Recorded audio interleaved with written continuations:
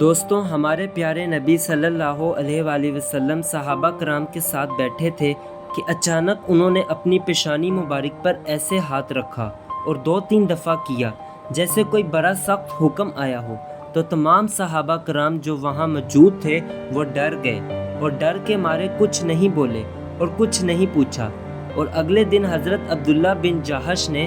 آپ صلی اللہ علیہ وآلہ وسلم سے پوچھا کہ یا رسول اللہ، کل آپ اپنی پیشانی مبارک پر ایسے ایسے کر رہے تھے، کیا کوئی سخت پیغام آیا ہے کیا، یا کوئی سخت حکم آیا ہے؟ تو ہمارے پیارے نبی صلی اللہ علیہ وآلہ وسلم نے ارشاد فرمایا کہ کل میرے پاس جبرائیل آئے تھے اور انہوں نے کہا کہ جس شخص نے کسی کا قرضہ دینا ہو